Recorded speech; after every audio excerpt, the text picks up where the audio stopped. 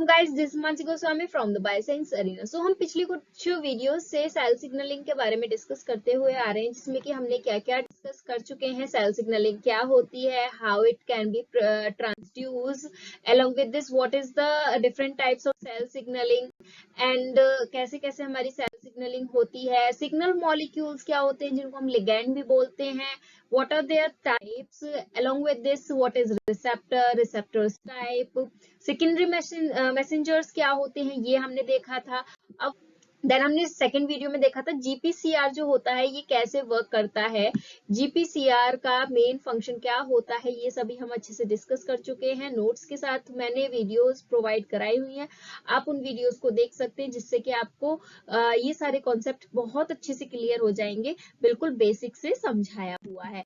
GPCR के बाद मैंने बताया था प्रोटीन काइनेज ए क्या होता है, कैसे इसका वर्क होता है, इसके स्ट्रक्चर के बारे में डिस्कस किया था। आज की वीडियो में हमारा मेन पॉइंट क्या होने वाला है, मेन मुद्दा क्या होने वाला है डिस्कस करने का, receptor tyrosine kinase. Receptor tyrosine kinase क्या होता है, किस तरीके से वर्क करता है, तो ये हमारा आज का टॉपिक रहेगा। इसी के साथ अगर आपको इस टॉपिक के भी नोट्स चाहिए तो उस पीडीएफ की लिंक आपको मेरे डिस्क्रिप्शन बॉक्स में मिल जाएगी।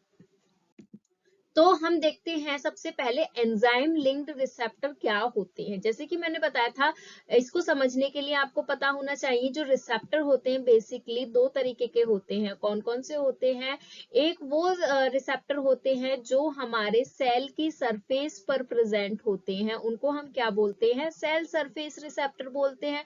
और दूसरी तरह के रिसेप्टर हमारे कौन से होते हैं, वो होते हैं जिसमें जो रिसेप्टर होता है या तो वो प्रेजेंट होगा हमारे सेल के साइटोसोल में, या फिर वो प्रेजेंट होगा सेल के न्यूक्लियर मेम्ब्रेन पे प्रेजेंट होता है, तो उसको हम बोलते हैं इंट्रासेल्युलर रिसेप्टर। आई होप आपको ये पॉइंट क्लियर होंगे। देन उसके बाद हम जो बात करते हुए आ रहे हैं वो हम बात कर रहे हैं सेल सरफेस रिसेप्टर के बारे में। जो सेल सरफेस रिसेप्टर होता है इसको भी तीन कैटेगरी में डिवाइड किया है। पहला है जीपीसीआर, जी प्रोटीन कपल्ड रिसेप्टर, जिसके बारे में हम प्रीवियस वीडियो में बात कर चुके हैं। देन उसके बाद है एंजाइम लिंक्ड रिसेप्टर, जिसके बारे में हम आज डिस्कस करने वाले हैं। तीसरा होता है हमारा आयन चैनल गेटेड रिसेप्टर, जिसके बारे में हम नेक्स्ट वीडियो में डिस्कस करेंगे। तो ये हमारे तीन तरह के सेल सरफेस रिसेप्टर होते हैं। उसके बाद अगर हम एंजाइम लिंक्ड रिसेप्टर के बारे में बात करें तो एंजाइम लिंक्ड रिसेप्टर हमारा क्या होता है, ये भी एक ट्रांसमेम्ब्रेन प्रोटीन होती है, जैसे कि हमारी जीपीसीआर थी। अब ट्रांसमेम्ब्रेन से हमें क्या समझ में आता है, जैसे कि हमारी सेल मेम्ब्रेन है, बाइलेयर होती है हमारी सेल मेम्ब्रेन, इस पे जो रिसेप्टर होता है वो उसमें तीन पार्ट होते हैं। एक होता है हमारा लिगैंड बाइंडिंग पार्ट, जहां पर आकर हमारा लिगैंड बाइंड होता है। दूसरा होता है हमारा अल्फा हेलिक्स चेन की बनी हुई होती है। देन उसके बाद हमारा साइटोसोल में थर्ड पार्ट होता है। जो हमारे एंजाइम लिंक्ड रिसेप्टर होते हैं बेसिकली इनमें ये तीन पार्ट प्रेजेंट होते हैं। अब ये जो हमारा सिग्नल मॉलिक्यूल होता है जिसको हम लिगैंड भी बोलते हैं, ये हमारा क्या साइटोकाइन भी हो सकता है, यानी कि साइटोकाइन भी as a signal molecule work कर सकता है, जो हम इम्यूनोलॉजी में पढ़ते हैं, इम्यून सिस्टम में पढ़ते हैं। दूसरा हमारा हार्मोन्स भी हो सकते हैं जो कि सिग्नल मॉलिक्यूल की तरह वर्क करते हैं। अब उसके बाद ये जो लिगैंड बाइंडिंग होता है, ये जहां पर लिगैंड बाइंड होता है वो कहाँ होगा, हमारे डोमेन प्लाज्मा मेम्ब्रेन के आउटर सरफेस पर होता है, जैसे कि आपको यहाँ पर मैंने अभी बताया है। अब जो एंजाइम लिंक्ड रिसेप्टर होता है ये मेजरली इसको भी तीन पार्ट में क्लासिफाई किया गया है। होते बहुत सारे हैं लेकिन जो हमारे सिलेबस के अकॉर्डिंग है, जो हम मेजरली पढ़ते हुए आते हैं, वो हम तीन ही पढ़ते हैं। वो कौन कौन से पढ़ते हैं, पहला है हमारा RTK, second one is tyrosine kinase and third one is receptor serine threonine kinase। तो आज की वीडियो में हम आरटीके के बारे में डिस्कस करने वाले हैं, what is receptor tyrosine kinase. तो जैसे कि मैंने बताया था GPCR is the most abundant receptor which is present on sale surface. अब जीपीसीआर के बाद हमारा जो सेकंड मेजर रिसेप्टर्स पाए जाते हैं सेल सरफेस पे वो है हमारा रिसेप्टर टायरोसिन काइनेज। तो हम बोल सकते हैं it is the second major type of cell surface receptor. Then हमारे जितने भी आरटीके होते हैं, जितने भी हमारे आरटीके रिसेप्टर होते हैं, उनमें 3 मेजर पॉइंट बिल्कुल सेम है। क्या क्या कि जितने भी आरटीके होते हैं सभी में लिगैंड बाइंडिंग साइट होती है, जैसे कि मैंने बताया था, जहां पर लिगैंड आकर बाइंड करता है। दूसरा अल्फा हेलिक्स चेन होती है जो कि ट्रांस मेम्ब्रेन में होती है। तीसरा साइटोसोलिक डोमेन होता है, जिसमें कि क्या होता है, जैसे ये हमारा सेल मेम्ब्रेन है, और उसके बाद मैंने इसमें क्या बताया, ये हमारा रिसेप्टर है लाइक दिस, और ये हमारा साइटोसोलिक डोमेन है। अब ये जो हमारा साइटोसोलिक डोमेन होता है, as we all know that receptor is a type of protein, तो प्रोटीन यानी कि अमीनो एसिड रेजिड्यू से बना हुआ होगा। तो ये जो हमारा साइटोसोलिक डोमेन होता है, इस पे क्या प्रेजेंट होते हैं, इसमें टायरोसिन के रेजिड्यूज प्रेजेंट होते हैं। Tyrosine is a type of amino acid. तो यहाँ पर टायरोसिन प्रेजेंट होता है, जिसके पास क्या एक्टिविटी होती है, काइनेज एक्टिविटी होती है। इट मींस ये फॉस्फोराइलेट कर सकता है अपने आप को या दूसरे प्रोटीन को, फॉस्फोराइलेट कर सकता है। अगर हम सिंपल भाषा में बोलना चाहे तो हम ये कह सकते हैं, जो हमारा साइटोसोलिक डोमेन होता है, इसके पास टायरोसिन काइनेज एक्टिविटी होती है। दैट मींस ये दूसरे प्रोटीन को और खुद को भी फॉस्फोराइलेट कर सकता है। अब क्योंकि ये जो रिसेप्टर, जैसे ही यहाँ पर लिगैंड आकर बाइंड होता है, क्या होता है, ये जो रिसेप्टर होता है ये एक्टिवेट हो जाता है। एक्टिवेट से क्या मतलब है, ये खुद को क्या कर लेता है, ऑटो फॉस्फोराइलेशन कर लेता है, खुद ही को ही फॉस्फोराइलेट कर लेता है। देन उसके बाद क्या, ligand binding leads to the auto phosphorylation of tyrosine residue. Tyrosine residue पे होता है, अभी हम इसका पाथवे जानेंगे, उससे और क्लियर हो जाएगा, ठीक है, जो कि साइटोसोलिक डोमेन पर प्रेजेंट होता है। अब ये जो आरटीके होता है ये एक्टिवेट करता है, जैसे ही हमारा ये रिसेप्टर होता है ये एक्टिवेट हो जाता है, फॉस्फोराइलेट हो जाता है।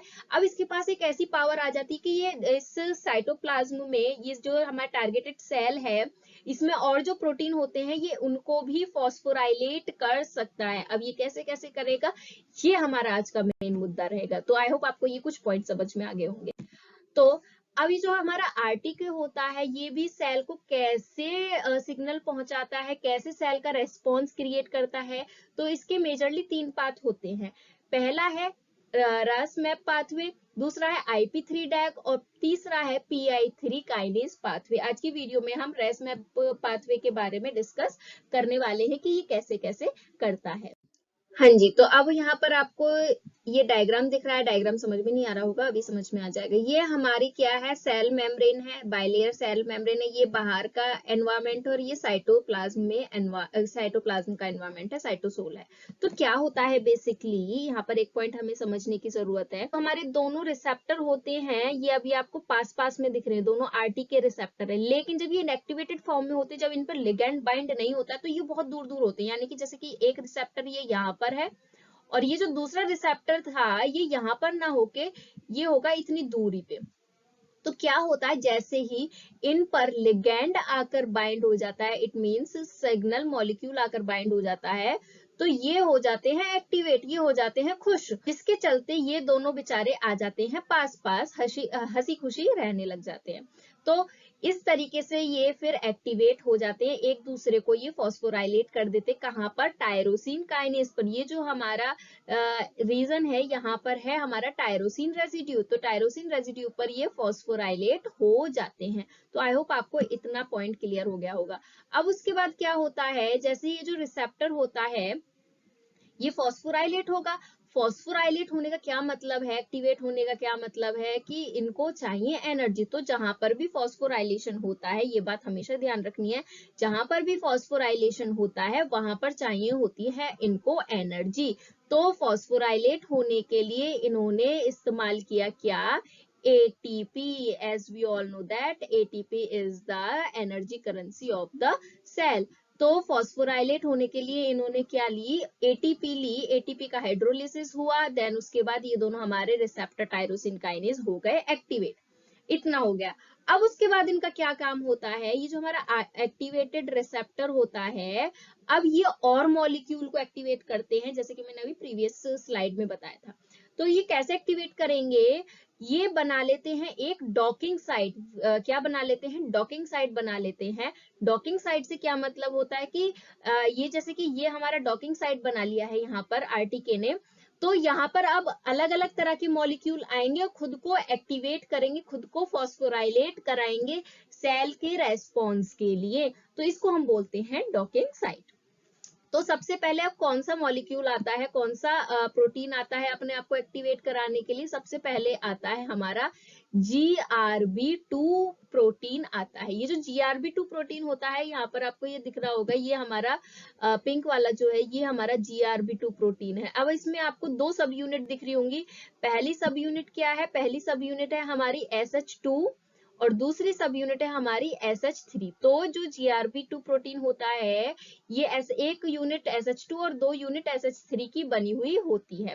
तो ये जो GRB2 प्रोटीन होती है ये बाइंड हो जाती है हमारी RTK से, और कौन सी वाली साइट होती है? SH2 साइट बाइंड होती है हमारी RTK से। देन उसके बाद क्या हो जाता है, ये जो हमारी GRB2 प्रोटीन होती है ये हो जाती है एक्टिवेट, फॉस्फोराइलेट हो गई तो एक्टिवेट हो जाती है।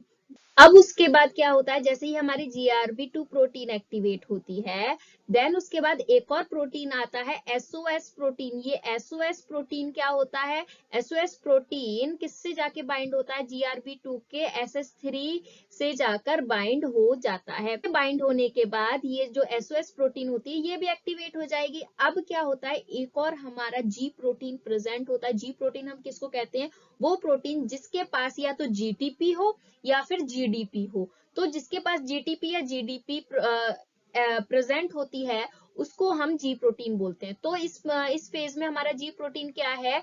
हमारा जो रास प्रोटीन होता है ये G प्रोटीन होता है। जैसे कि आपको यहाँ दिख रहा होगा ये हमारा रास प्रोटीन है जिससे GDP बाइंड है। तो क्या होता है, जब ये जो रास प्रोटीन होता है ये हमारे सेल मेम्ब्रेन से अटैच होता है, बाइंड अप होता है। तो रास प्रोटीन के पास GDP प्रेजेंट है। इसका मतलब क्या है, ये इनएक्टिवेट फॉर्म में है।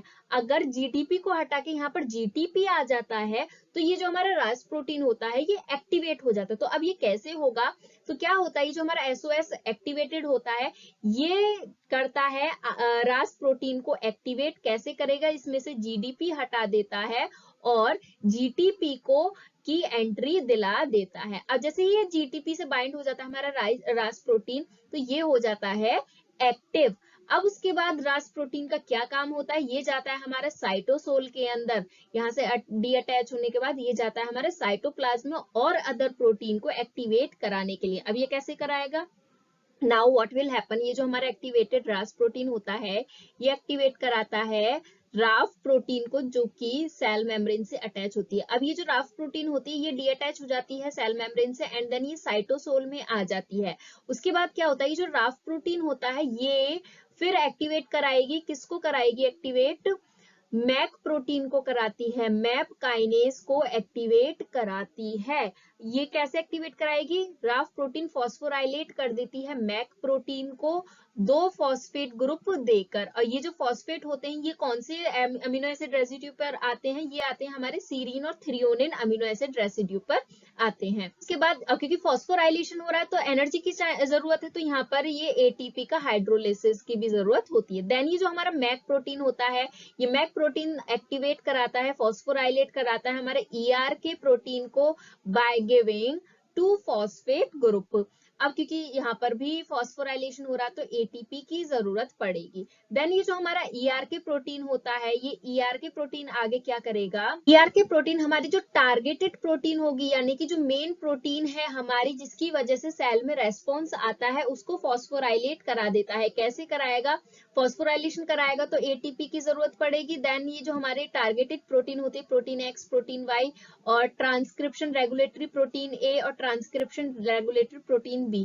तो ये जो हमारी प्रोटीन होती है स्पेसिफिक टारगेटेड प्रोटीन इनको ये फॉस्फोराइलेट कराता है, दैट मीन्स एक्टिवेट कराता है, जिसकी वजह से हमारी सेल में क्या होगा? रेस्पॉन्स क्रिएट होगा। जो उसको रेस्पॉन्स देना है कि जो ये जो सिग्नलिंग हुई है पूरी, तो तो जो हमारी सेल को रेस्पॉन्स देना है वो ये कराता है। तो क्या हो सकता है वो रेस्पॉन्स? प्रोटीन की एक्टिविटी में चेंज आ सकता है या फिर जीन एक्सप्रेशन में भी चेंज आ सकता है। तो तरीके से हमारी पूरी आरटीके पाथवे चलता है जिसमें कि हमने रासमैप पाथवे को डिस्कस किया। आई होप आपको ये पॉइंट्स क्लियर हुए होंगे। इसी के साथ अब इसी के साथ यहाँ पर हम एक टेबल देख लेते हैं जिसमें कि हमें क्या दिखाया, कुछ फैमिलीज दिखाई है हमारी जी प्रोटीन की और उनके फंक्शंस दिखाए हैं। जैसे कि मैंने बताया अभी हमने रास प्रोटीन के बारे में डिस्कस किया। रास protein is a type of G protein because it attach with GDP और जीटीपी। अगर जीडीपी से अटैच है तो वो इनएक्टिव फॉर्म में, अगर जीटीपी से अटैच हो जाती है तो वो एक्टिवेट हो जाती है। तो रास प्रोटीन का बेसिकली क्या फंक्शन हमने देखा, रास प्रोटीन रेगुलेट कराती है हमारी सेल ग्रोथ को थ्रो सीरीन और थ्रियोनिन प्रोटीन काइनेज, यानी कि जो हमारा फॉस्फोराइलेशन हो रहा है वो कहां पर हो रहा था, सीरीन और थ्रियोनिन अमीनो एसिड रेसिड्यूज पे हो रहा था। ठीक है, तो इस तरीके से ये हमारा रास प्रोटीन कराता है। और इसका बेसिक क्या सेल रेस्पॉन्स होता है, ये सेल ग्रोथ में को रेगुलेट करता है। ऐसे ही और भी हमारे जी प्रोटीन होते हैं जैसे कि रो है, तो ये क्या करता है, recognise cytoskeleton through serine threonine protein kinase. Rab protein है, ये सभी जी प्रोटीन है। Vesicle targeting and fusion, Ran है, सार है और एआरएफ है, ये हमारे different kinds of G protein और उनका फंक्शन दिया हुआ है। बेसिकली कॉम्पिटेटिव एग्जाम्स में पूछ लिया जाता है। और इसमें एक और पॉइंट याद रखने वाली है if you are preparing for any competitive exam, कि इसमें कौन से अमीनो एसिड रेसिड्यू पर फॉस्फोराइलेशन होता है, तो ये पॉइंट हमेशा याद रखने वाला है। आज की वीडियो, आई होप आपको वीडियो पसंद आई होगी। अगर आपको वीडियो पसंद आई तो मेरी वीडियो को लाइक करें, सब्सक्राइब करें, कमेंट करें कैसी लगी आपको। इसी के साथ ऐसी और वीडियोस के लिए आप मेरा चैनल सब्सक्राइब कर सकते हैं जहां पर आपको नोट्स के साथ ऐसी और जहां पर आपको ऐसी ही वीडियोस मिलती रहेंगी हैंड रिटन नोट्स के साथ। Thank you.